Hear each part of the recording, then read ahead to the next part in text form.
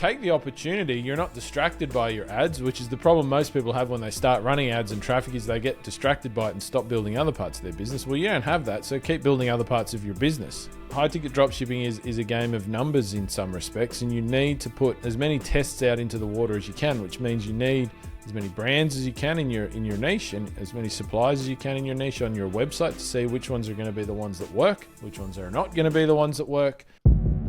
Welcome to the Dropship Podcast, where you'll learn how to build and grow a high-ticket dropshipping business and hear stories from successful e-commerce entrepreneurs. Let's kick this thing off.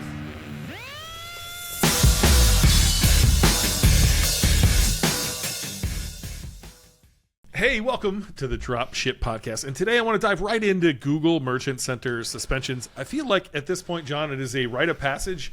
It is a hurdle that I wish didn't exist, but it seems like it used to be like choosing a niche or calling suppliers was the reason people would start dropping off. That was the reason they couldn't move forward. This feels like the new thing that is like just yet another hurdle in the beginning where it's like, I've been suspended for 3 weeks. I've tried everything. I quit. But it feels like a rite of passage. And for those who are willing to continue doing the work, this won't last forever. It does go away. And there are things you can be doing. But we talked a little bit about this on our student call today, and I took a few notes and just said we should probably record this on the podcast and kind of go on to it. We've talked about it before, but this seems like a pressing topic that most new people are having to deal with. That you are guilty until proven innocent is what it kind of feels like. Yeah, look, I guess so. I mean, I don't know. I don't think I see this happening to as many people as some people think. It's because you only hear from the people that it does happen to. You don't hear from the people it doesn't happen to. So I don't want to say that it happens to everybody because it doesn't happen to everybody. I mean, I kind of see the numbers in our student groups and of who comes in and who gets started and who didn't I hear from that they had a merchant center suspension and who did I hear from and this person's making sales and I never heard they had a problem. So I don't want to say it's everybody. It certainly is much more prevalent than it used to be. Not so much in the sense of suspensions actually happening. And this is probably more the difference. Like suspensions have always happened. It's just they used to get resolved really quickly. So, I mean, I used to open Merchant Center accounts for clients. I reckon 70% of the Merchant Center accounts I opened got immediately suspended, right? Like going back, like I'm talking like 4 or 5 years ago here. The difference is that when you went for your first review, they would almost always get fixed like within 24 hours. And so it was never a problem, right? Because they'd get fixed straight away. The difference here is that they're not getting fixed straight away. So I don't know even necessarily that the incidence of suspensions has gone up. It's just that because now they're largely driven by AI processes within Google, their employees seem not, in many cases at least, to have the power to overturn those, or at least easily.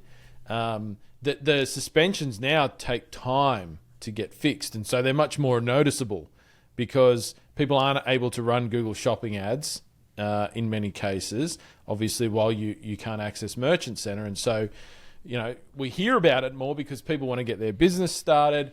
Google Shopping traditionally is the first form of traffic that we utilize for high ticket dropshipping, and so when that's not available, you really feel it in the beginning, right?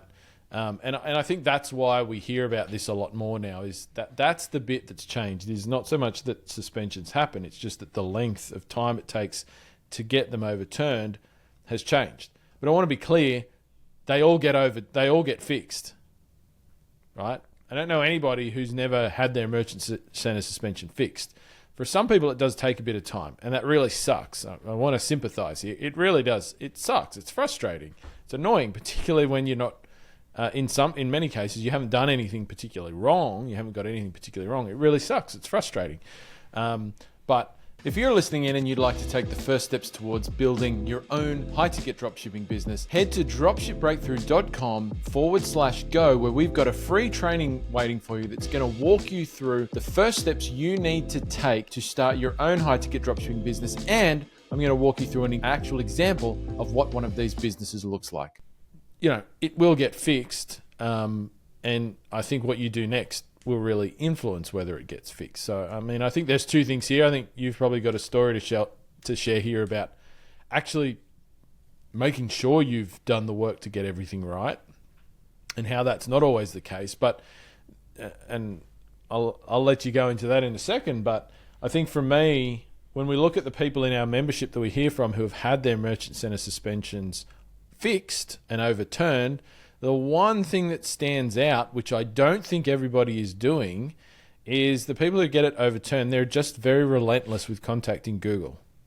Because what appears to be the case is that there are people within Google who don't have the power to fix these things, and there are people that maybe do have a little bit more influence who can fix things, who you can get in contact with. Now, this is not a case of names or having a point of contact or anything like that. It's just when you contact Google, you get a different person every time.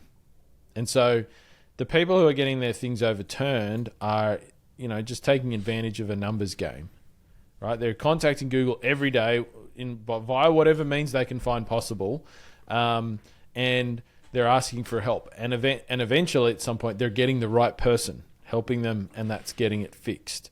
And in some cases, that right person is saying, oh, actually, there is nothing wrong here. I can't find anything wrong. I don't know why this is the case, and I'm just going to overturn it. Other times, they are getting some feedback that is useful, and they're fixing something, and then it's getting overturned. But there is no secret to that. Fiverr is not going to fix it for you.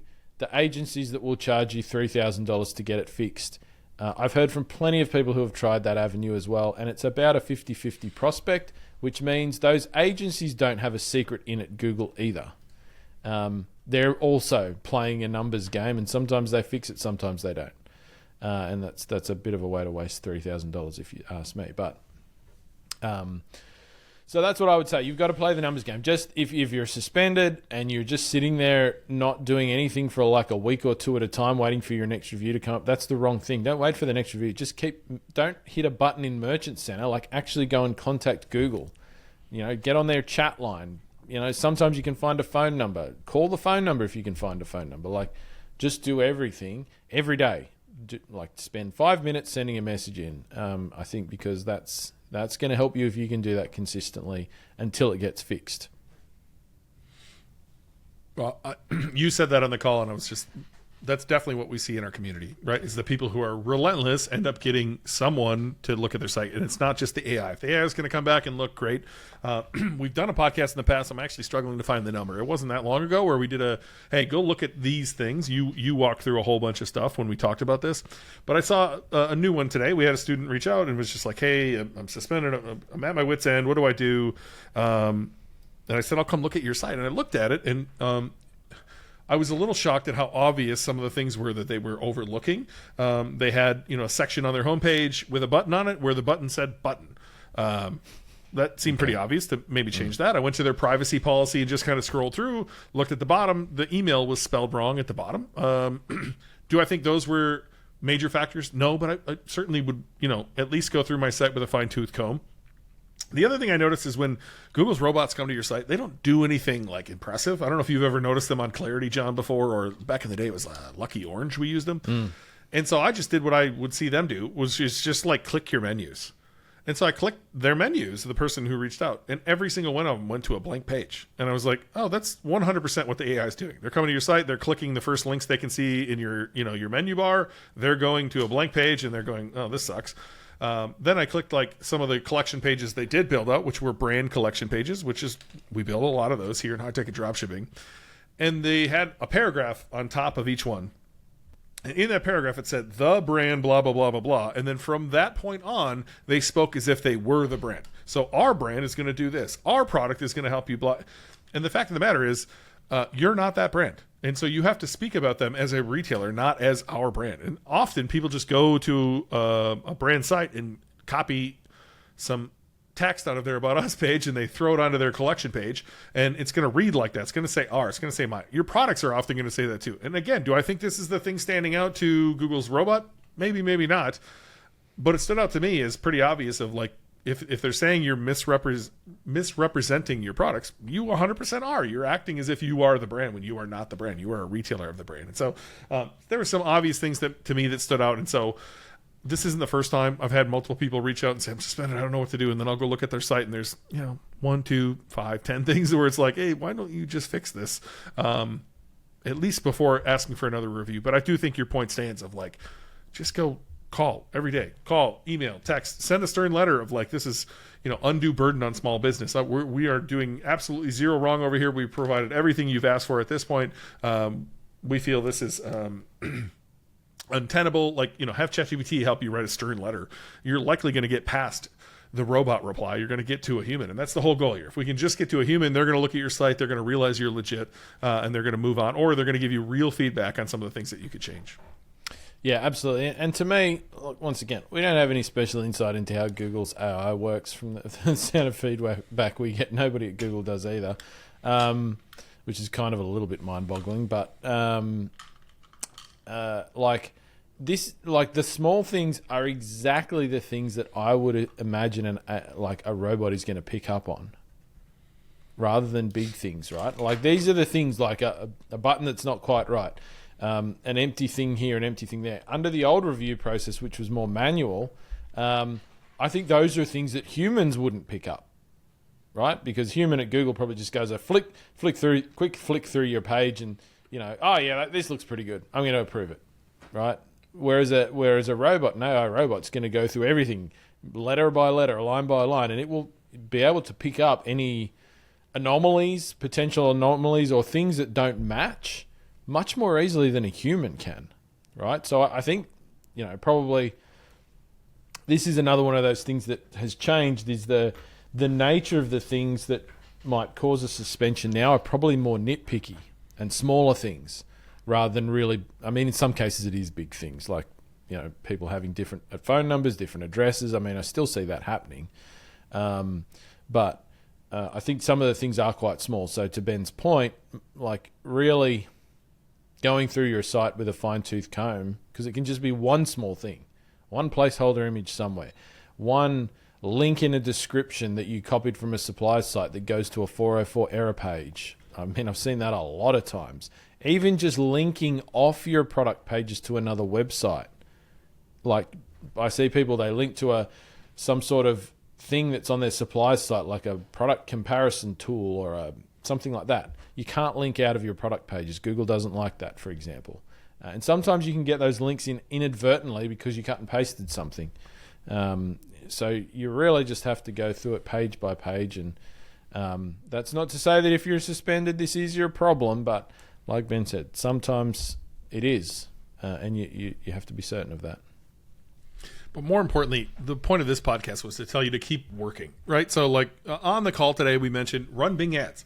You are not prevented from doing anything on Microsoft. Go run them. Go set up your shopping funnel over there. Go set up text ads, crush on Bing. Go set that stuff up. If your GMC is suspended, but your Google Ads is not suspended, you can run text ads as well. Perhaps running exact match text ads to your products is a good idea.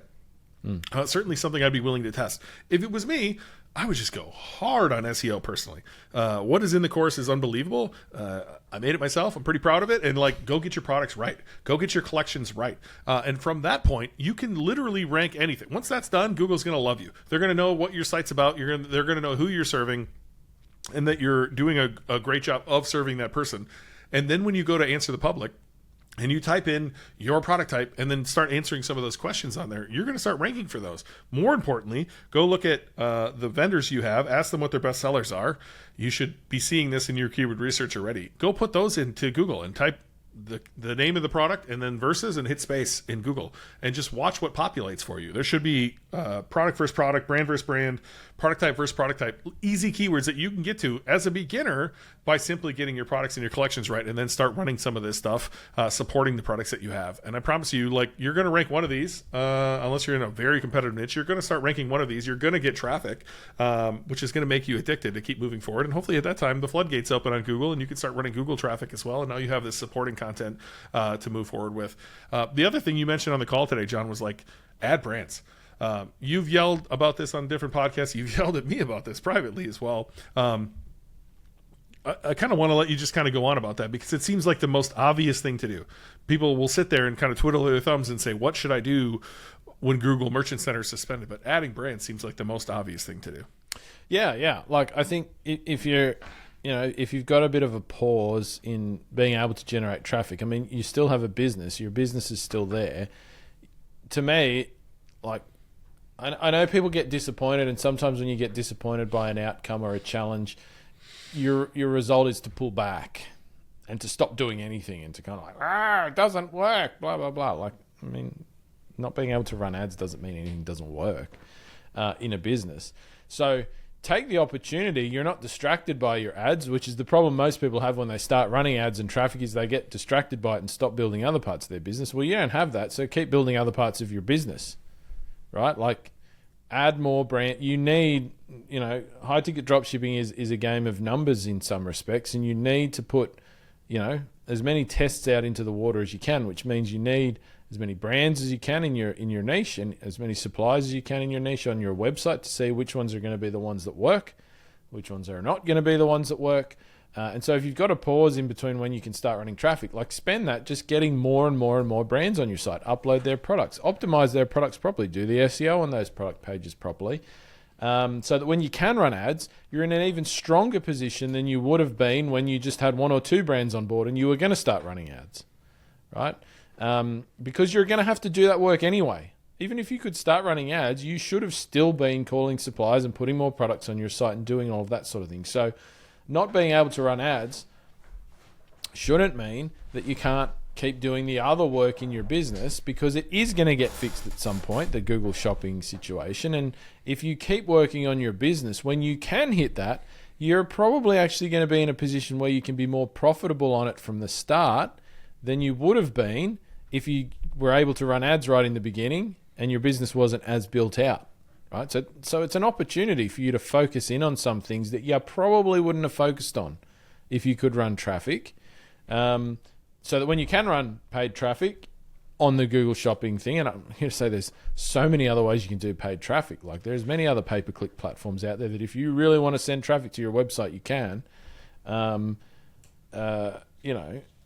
You're in a good position to do it. Work on your product pages, do some conversion rate optimization work. I mean, it's not as easy to do that without traffic, but there are still things that you can do, build into your product pages that I'm sure that you may not have done. And so, there's so much you can do, that you haven't done yet. Like, even just thinking back to our live event, which we talked about in the last episode, one of the talks there, our buddy John Murphy did a talk about building an affiliate army.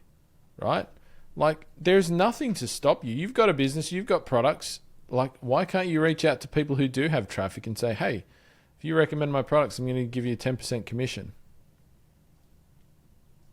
Why couldn't you start doing that in the beginning? Absolutely you can. They don't care about whether you're making sales or not. You know what I mean? So, like, there's so much shit you can do, right? That, people see the Google shopping thing as the be all and end all of high ticket drop shipping, and it's so not. And if you're really serious about building a business, you've got to have a do whatever it takes for as long as it takes mentality. There's always going to be challenges. Like, as you grow a business, this is an early challenge for sure, no doubt. But even if you could run ads in the beginning, 12 months down the track, 24 months down the track, you're going to hit something that really fucks with you a bit, right? Everybody does. Every business does. So this is no different. It's just one of those things, and, you'll get through it and you'll be stronger for it.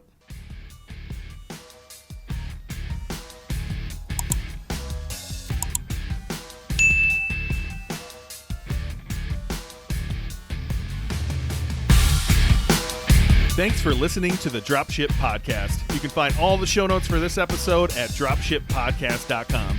And if you're ready to take the next step in your dropshipping journey, we invite you to join us inside Dropship Breakthru, where John and I will walk you through step by step in starting your own high-ticket dropshipping e-commerce business. But that's not all. Dropship Breakthru will also teach you everything you'll need to know to grow your business and take it to the next level. So head over to dropshipbreakthru.com and sign up for our free training that will help you take the first steps towards building and growing your own profitable high-ticket dropshipping business.